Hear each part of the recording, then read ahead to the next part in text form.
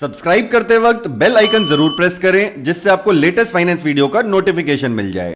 नमस्कार, मेरा नाम मुकुल है और ऐसे ट्यूगी में आपका स्वागत है। दोस्तों, इस वीडियो में मैं आपसे काफी इंपॉर्टेंट इन्फॉर्मेशन शेयर करने वाला हूं। अगर आप अपना कोई बिजनेस स्टार्ट करना चाहते हैं इमीडिएटली या कभी भी फ्यूचर में, तो आपने काफी लोगों को कहते हुए सुना होगा कि आपको ना एक प्राइवेट लिमिटेड कंपनी स्टार्ट करनी चाहिए। अब प्राइवेट लिमिटेड कंपनी के लोग कहते हैं कि ज्यादा फायदे होते हैं, तो मुझे इसमें एक सबसे बड़ा फायदा नजर आता है। प्राइवेट लिमिटेड कंपनी में जो लिमिटेड वर्ड है, यही इसकी सबसे बड़ी एडवांटेज है। अब ये क्या एडवांटेज है, इसी के बारे में मैं इस वीडियो में बात करूंगा। तो अगर आप बिजनेस अपना कभी भी शुरू करना चाहते हैं फ्यूचर में, तो ये वीडियो आपके लिए काफी इंपॉर्टेंट होने वाला है, इसको देखते रहिए।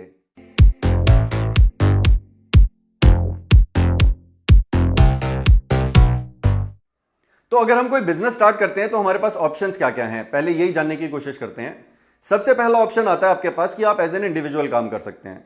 एज एन इंडिविजुअल या तो आप डायरेक्टली काम कर लीजिए, आप अपने ही नाम पे सारे चेक्स लीजिए, एज इंडिविजुअली अपने टैक्स रिटर्न्स फाइल कीजिए, या फिर आप एज अ प्रोप्राइटरशिप फर्म भी अपने आप को रजिस्टर कर सकते हैं। प्रोप्राइटरशिप फर्म के नाम पे आपका चेक आ जाएगा, आप लेकिन टैक्स रिटर्न्स अपने इंडिविजुअल नाम पे भरेंगे। अब एग्जांपल के तौर पे काफी सारे प्रोफेशनल्स इसको यूज भी करते हैं प्रोप्राइटरशिप फर्म को, जैसे कि chartered accountants, engineers, consultants, interior designers, architects etcetera. लेकिन प्रोप्राइटरशिप फर्म का एक काफी बड़ा नुकसान है, वो है अनलिमिटेड लायबिलिटी का। अनलिमिटेड लायबिलिटी आप एक बार समझ के देखिए। अगर आपने अपने बिजनेस के लिए कोई लोन लिया या आपकी कुछ लायबिलिटीज हैं, किसी को कुछ पैसा देना है, अपने सप्लायर्स को पैसा देना है, तो आपकी लायबिलिटी अनलिमिटेड है। अगर आपने फॉर एग्जांपल 1 करोड़ रुपए का लोन लिया किसी बैंक से, तो आपके जितने भी एसेट्स हैं, पर्सनल एसेट्स हैं, वो भी बेच के बैंक अपनी रिकवरी कर सकता है। इस बात को थोड़ा सा ध्यान से समझिएगा, क्योंकि मैं जब कंपनी की बात करूंगा तो इसमें कंसेप्ट थोड़ा सा चेंज हो जाएगा। अब मैं दूसरा ऑप्शन की बात करता हूं। अगर आप 2 या 2 से ज्यादा लोग काम करना चाहते हैं, अपना कोई कंपनी स्टार्ट करना चाहते हैं, तो आप कोई पार्टनरशिप फर्म भी रजिस्टर करा सकते हैं। उसके अंदर आपको मिनिमम 2 लोग लगेंगे एज डायरेक्टर्स। अब मैं उसका भी आपको एक एग्जांपल दे देता हूं। फॉर एग्जांपल, ए के पास 70% ओनरशिप है और बी के पास 30% ओनरशिप है। तो इसके अंदर भी कंपनी के नाम पे वो पूरा काम कर सकते हैं, अपना अकाउंट खोल सकते हैं, टैक्स रिटर्न्स भी फाइल कर सकते हैं। लेकिन यहां पे भी एक बहुत बड़ा नुकसान है, वही अनलिमिटेड लायबिलिटी का। अगर कोई लायबिलिटीज हैं कंपनी के ऊपर, कुछ लोन्स लिए हैं किसी कंपनी ने, वही हम एग्जांपल ले लेते हैं, अगर 1 करोड़ के लोन लिए हैं और कंपनी उनको पे ऑफ नहीं कर सकती है, तो यहां पे जितने भी डायरेक्टर्स हैं उस कंपनी के, उन सब लोगों की अनलिमिटेड लायबिलिटी होगी। जो मैंने एग्जांपल लिया, ए के पास अगर 70% शेयर्स भी हैं और लेट से उसके पास टोटल एसेट्स खाली 40 लाख के ही हैं और वो 70 लाख नहीं दे सकता है, 70% तो 70 लाख हुआ, तो भी जो बी है और उसके पास अगर ज्यादा एसेट्स हैं, तो उस बी के सारे एसेट्स बिकेंगे। बैंक अपनी 1 करोड़ की पूरी रिकवरी ए और बी दोनों के सारे एसेट्स बेच के करेगा। इसमें आपका घर भी बिक सकता है, गाड़ियां भी बिक सकती हैं, आपके पर्सनल एसेट्स सारे नीलाम हो सकते हैं। अब तीसरा ऑप्शन हमारे पास आता है प्राइवेट लिमिटेड कंपनी का। प्राइवेट लिमिटेड में, जैसा मैंने आपको पहले कहा, लिमिटेड का मतलब है लिमिटेड लायबिलिटी। अब समझिए ये लिमिटेड लायबिलिटी क्या है।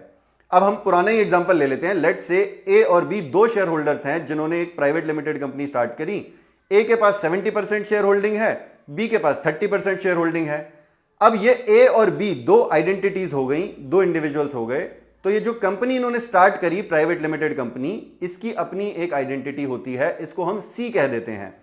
अब अगर सेम एग्जांपल लें हम कि 1 करोड़ की लायबिलिटी बन जाती है, 1 करोड़ के लोन अगर होते हैं कंपनी के ऊपर और बाई चांस लेट से कंपनी का दिवालिया घोषित होने की नौबत आ जाती है, उसके लॉसेस ज्यादा हो रहे हैं, तो ऐसे केस में ए और बी की लायबिलिटी एकदम लिमिटेड है। और वो कहां तक लिमिटेड है? खाली उनकी शेयर होल्डिंग तक लिमिटेड है। जितना पैसा उन्होंने कंपनी के अंदर इन्वेस्ट किया है सिर्फ वही जाएगा, उनके पर्सनल एसेट्स नहीं बिकेंगे। बैंक अपनी रिकवरी कंपनी के एसेट्स बेच के करेगा। कंपनी अपना जितना भी इन्वेस्ट कर रहे हैं शेयर होल्डर्स, कंपनी अपने एसेट्स बनाती है, कुछ पैसा इन्वेस्टर्स डालते हैं या प्रोमोटर्स डालते हैं और कुछ पैसा बैंक डालता है। तो बैंक को अगर अपनी रिकवरी करनी होगी तो वो कंपनी के ही एसेट्स बेच के कर सकता है। और लेट्स से अगर कंपनी के एसेट सिर्फ 70 लाख के हैं, तो बैंक को 70 लाख तो मिल जाएंगे, बाकी का 30 लाख उसको राइट ऑफ करना होगा। वो ए और बी के पर्सनल एसेट्स को टच नहीं कर सकता है। यही सबसे बड़ा फायदा होता है प्राइवेट लिमिटेड कंपनी का। अब लिमिटेड कंपनीज 2 तरीके की और होती हैं, वो भी मैं आपको बता देता हूं। जैसे मैंने पहले पार्टनरशिप की आपसे बात करी थी, तो एक तो हो गई आपकी अनलिमिटेड पार्टनरशिप। एक होती है आपकी लिमिटेड लायबिलिटी पार्टनरशिप, जिसे हम एलएलपी कहते हैं। तो ये भी आजकल इंडिया में आपके पास ऑप्शन अवेलेबल है, आप पार्टनरशिप फर्म एज एलएलपी भी स्टार्ट कर सकते हैं। और तीसरा होता है इसके अंदर पब्लिक लिमिटेड कंपनी। अब जैसे प्राइवेट लिमिटेड कंपनी के अंदर आप शेयर होल्डर्स खाली 50 हो सकते हैं मैक्सिमम। पब्लिक लिमिटेड कंपनी अगर 50 से ज्यादा शेयर होल्डर हो जाते हैं किसी कंपनी में तो उसे हम पब्लिक लिमिटेड कंपनी कह देते हैं। या फिर अगर कोई कंपनी स्टॉक एक्सचेंज पे लिस्टेड है तो वो भी पब्लिक लिमिटेड कंपनी हो जाती है। तो चाहे आपकी कंपनी लिमिटेड लायबिलिटी पार्टनरशिप हो, प्राइवेट लिमिटेड कंपनी हो या पब्लिक लिमिटेड कंपनी हो, इसके अंदर लिमिटेड लायबिलिटी होती है सारे शेयर होल्डर्स की, आपके पर्सनल एसेट्स को कोई टच नहीं करेगा। तो यही इसका सबसे बड़ा एडवांटेज है किसी भी लिमिटेड कंपनी का। तो आई होप आपको इस वीडियो से काफी अच्छी जानकारी मिली होगी। अगर आपको ये वीडियो अच्छा लगा तो इसको लाइक और शेयर जरूर कर दीजिए। अगर आपके कुछ सजेशंस हैं इस वीडियो से रिलेटेड या इस चैनल से रिलेटेड तो आप नीचे कमेंट बॉक्स में कर सकते हैं। अगर आपने इस चैनल को अभी तक सब्सक्राइब नहीं किया है तो इसको सब्सक्राइब कर लीजिए और बेल आइकन को जरूर प्रेस कर लीजिए अपने फोन में, जिससे आपको लेटेस्ट वीडियो का नोटिफिकेशन मिल जाए। तो मिलते हैं अगले वीडियो में, तब तक सीखते रहिए, कमाते रहिए और हमेशा की तरह खुश रहिए।